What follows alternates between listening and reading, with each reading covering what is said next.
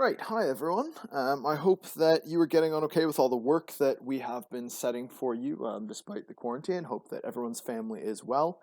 Hope that people are getting on okay. And the point of this little video here is just to help you sort of perhaps with some of that work. If you're struggling to actually complete the writing tasks, I'm going to give you an example based on this week's task for Sheila Burling. Specifically, and sort of just explain to you how you can use that SQUID writing structure that we normally use in lessons, just with an example, of course, and then just as a reminder for you as well. I know many students like to have those sheets in their book. So let's get started then. Now, the questions that we asked you this week are two. How is Sheila viewed differently to the other characters in the play? And then secondly, how is she used by J.B. Priestley to reveal ideas about the differences between younger people and older people's points of view? So for this, you want to focus on two things. They look like really big questions, but they're pretty straightforward when you break it down, okay? So we're thinking about other characters, and that could just be one character, and I'm only going to focus on one character here. But the second key idea is that she's obviously a young person, right? And in the play, her mother and father are significantly older than her, right? And they have very, very different views because of their age. So we want to try and incorporate that into the thinking that we're actually, the thinking that we're doing based on this idea that we look at Sheila differently than these other characters, okay? Now, you'll remember from lessons that we use the SQUID writing format. So I've got that for you. First, we make a statement, right? What are we trying to say? What's our answer to the question? Then we add a quote in. You want to find an important quote that's going to help explain that you're going to then sort of look at and really elaborate on the ideas that you're trying to make, the argument that you're making in the statement. We're then going to unpick it. You want to break down that quote, look at something specific from it, tell me what it means, tell me what it shows or suggests. You're going to zoom in on something. That's why it's called unpicking, right? You're taking a little bit of it and pulling it apart, okay? From there, we're going to infer. So what does all of it suggest to you? Let's go further. Let's take it further. What does it imply, right? What else sort of can you think other than just the obvious maybe? Okay? And then finally, we've got the development. Now, you'll notice that you've got the largest set of text on your screen here for the development. And that's because the development is really where you add layers of meaning. And you're able to move very, very rapidly up the mark scheme based on those layers of meaning, right? You're making connections across the entire text. You're linking ideas from together, maybe or across the text. So maybe you've got something from the very, very start of the play that you're writing about in your quote, but actually in the development, you want to link it to maybe a change that you notice at the end of the play, right? So that's why it's called development. You're really extending your answer here, okay? Remember that SQUID can be 5 separate sentences, right? So you can have one for the S, one for the Q, one for the U, one for the I, and one for the D. Or some of the letters can be blended together. So as you get better at using it, you might actually end up squashing, right, the S, the Q, and the U together. So you might make a statement and then you might actually link it right away into the quote and unpick what's going on in that quote. Okay, so as you get better at using it, this really very much so becomes fluid. It changes around quite a bit. Okay, and perhaps you don't necessarily need to do these in exactly that order, but if it is something that you're struggling with, using these as 5 separate sentences can really be an easy, straightforward way for you to write a response. So we're going to have a look again at that question, okay? Don't forget that the quote is so key to this entire process. If you don't have a strong quote, if you don't have a decent quote, you're not going to be able to really complete the unpicking well, the inference, and you're not going to develop very easily. So you've got to have a strong quote, okay? Right, one of the ways that you can find a strong quote is to ask yourself these questions. We've done some work on this in lesson. We call them exploding quotes. Other schools call them different things, but we call them exploding quotes. So you take that and then you explode it based on the ideas. So the first thing you can do is highlight and label the method. Well, you might notice that in the brackets there, you've got the stage direction, miserably. Well, that's an adverb, right? So you could mention that specifically, but remember that it's not what Sheila says. It's how she's actually meant to be saying it. So that's got another kind of little tricky caveat to it that we'll tackle in a second, okay?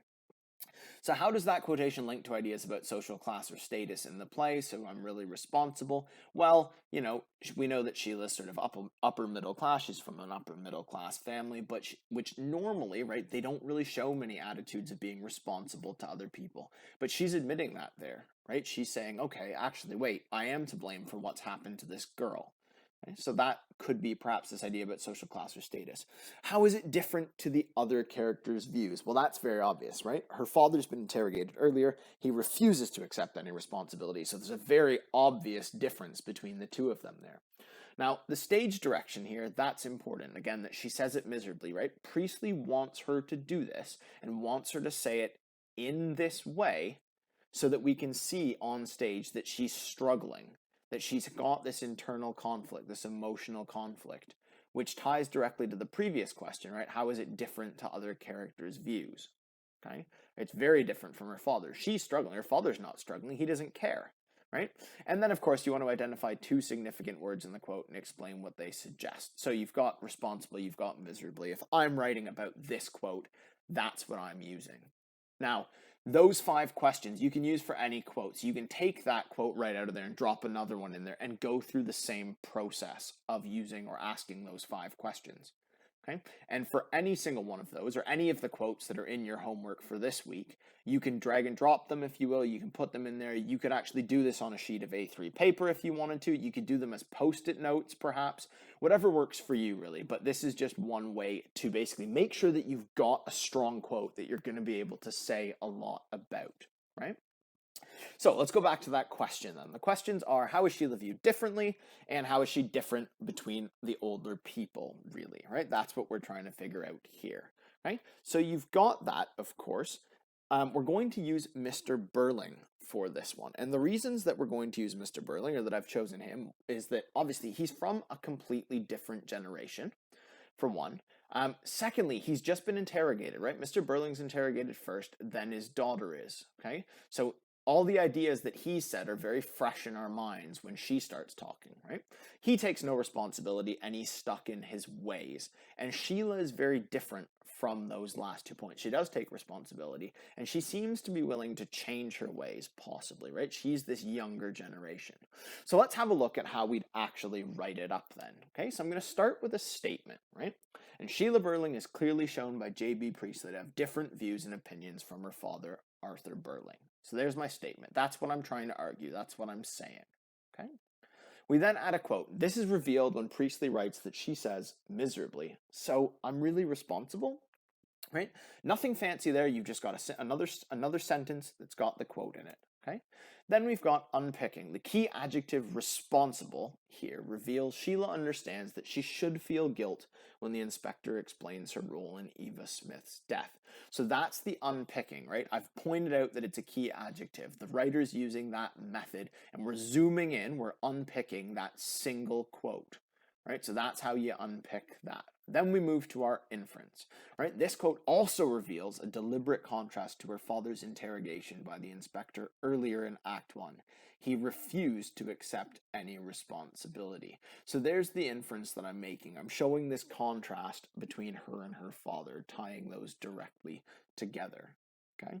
So that's how you make that inference. You extend it in some way. You say why that idea of responsibility in her mind is different than in her father's mind. And then finally, you've got your develop. Okay. In addition, Priestley uses the stage direction to make her speak miserably to help reveal that she understands the serious nature of her selfish behavior, which is something that both of her parents will refuse to do. He tries to show that there is time and hope for the younger generation to not continue their parents' selfish attitudes. Okay. So the develop, as I said earlier, is the part where you really get the chance to shine. That's where you show off your knowledge of themes. That's where you really go into great detail in showing an understanding of the text. And that's what you're trying to do when you're answering any one of these questions. You're showing off your knowledge. And that means that you are making references to other parts of the play. You're making references to specific things like stage directions, right? You're showing that you really get that Priestley's trying to do something here, right? He's trying to show that there needs to be a change in the attitude of the British people going forward, particularly of the richer British people at the start of the 1900s. Okay, So that squid, the PowerPoint that I've used for this video will be on Show My Homework, so you have access to it if you do need a copy of it.